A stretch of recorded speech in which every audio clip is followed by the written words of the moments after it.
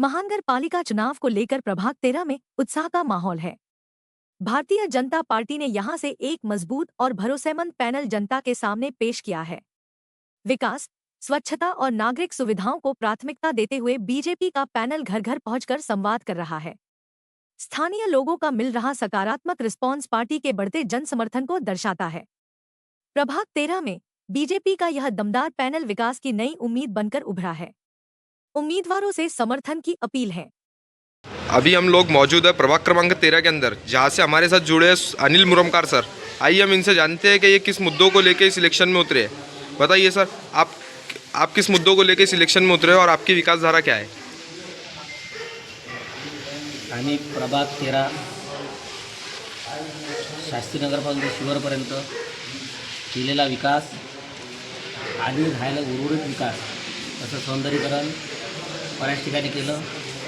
जिथं राहिलेलं आहे तिथं आम्ही विकास करू। जसे रस्ते काँक्रिटीकरण केले, डांबरीकरण केले। जिथं उर्वरित काम राहिलेलं आहे उर्वरित काम आम्ही पूर्ण करू। घनकचऱ्यासंबंधित अंडरग्राऊंड ड्रेनेज जसा पहिला टप्पा सुरू आहे, दुसऱ्या टप्प्यात आम्ही आमच्या प्रभागात प्रयत्न करू की अंडरग्राऊंड ड्रेनेज करून पूर्ण घाण वगैरे हे संपून जाईल याचा प्रयत्न करू। अजून आपण युवांसाठी स्किल ट्रेनिंग सेंटर, महिलांसाठी काही रोजगारची संधी काढलेली आहे का? आमच्या इथं रॅलीज इंडिया लिमिटेड कंपनी म्हणून आहे। त्या रॅलीज इंडिया लिमिटेड कंपनीवर आम्ही CSR फंड मार्फत गावातल्या रोजगारासाठी आम्ही तिथं सिवन क्लास, त्याच्यानंतर कम्प्युटर क्लासेस असे क्लासेस आम्ही सुरू केलेले आहेत।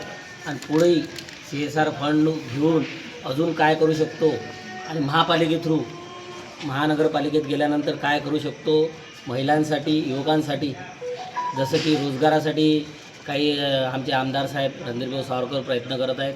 तिथं मोठमोठ्या कंपन्या आल्या पाहिजे किंवा त्यानं आता बोरगाव मंजू या साईडला त्यांचा प्रयत्न चालू आहे जमीन अधिग्रहण करायची। ती जमीन अधिग्रहण करून इच्छे युवक इथंच राहिले पाहिजे याचा प्रयत्न राहणार आहे। आणि ठीक आहे, या एरियात प्रामुख्याने स्ट्रीट लाईटचे प्रॉब्लेम होते। काही ठिकाणी इथं सलम एरिया आहे जिथं की रोडची प्रॉब्लेम होते। त्या विदर्भात आपला काय संदर्भ आहे? या इथं जो स्लम एरिया तुम्ही म्हणत आहे की हे राहिलेलं आहे, पण आता जर तुम्ही जाऊन बघितलं तर आम्ही मागच्या 8 वर्षात जवळपास 90% काम म्हणजे स्लम एरियात जाणारा रस्ते असो, स्लम एरियातले स्ट्रीट लाईट असो, आम्ही हे कंप्लीट केलेले आहे। आपल्या प्रभागात कमी प्रमाणात कचरा प्रबंधाची सोय झालेली आहे, त्याबद्दल आपले काय विचार आहेत? काय म्हटलं? आपल्या या प्रभागात कचरा प्रबंधन म्हणजे काही ठिकाणी खूप कचरा पडलेला असते, त्याबद्दल आपले काय विचार आहेत? आमच्या प्रभागात पहिले महानगरपालिकेनं 4 झोन केलं होतं। एक झोन होता उमरीचा, कालांतरानं तो काही कारणास्तव तो बंद झाला। तर आमच्या इथं हा जो प्रॉब्लेम होत आहे की गाडी लेट येते, इथून त्याला भोरला जावं लागते, हा आम्ही प्रॉब्लेम सॉल्व करू। इथं नव्हता कुठं ग्रामीण भागात एखादा स्पॉट पाहू की जेणेकरून तिथं जवळ पडेल आम्हाला ह्या गोष्टी घनकचरा तिथं न्यायसाठी। मग त्याच्यानंतर हा घनकचरा जेवढा होईल तेवढा आम्ही न्यायचा प्रयत्न करू। रणधीरभाऊ सावरकर व अनुभव धोत्रे यांच्या प्रयत्नातून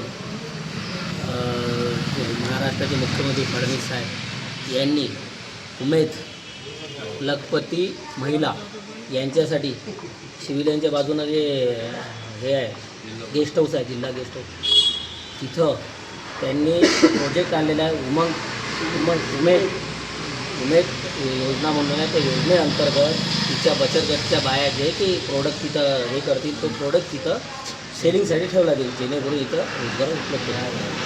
ते अनुभव धोत्रे यांच्या प्रयत्नातून शिवर येथे म्हणजे आमच्याच प्रभागात शिवर येथे पायलट प्रोजेक्ट म्हणजे इथं जसं आता इथून पुण्यात जावं लागतं मुलांना ट्रेनिंग घेण्यासाठी, तर तिथं जायचं काम नाही पडणार। आता इथंच ट्रेनिंग घेतलं जाईल जेणेकरून इच्छा युवकांना पुण्या वगैरे जायचं काम नाही पडेल आणि त्यांचा रोजगारही उपलब्ध होईल आणि फायदा होईल। आता इथे आम्ही जवळपास सर्वांच्या भाभीच्या प्रयत्नातून यांच्या प्रयत्नाने ते दोघं सोबत आहे।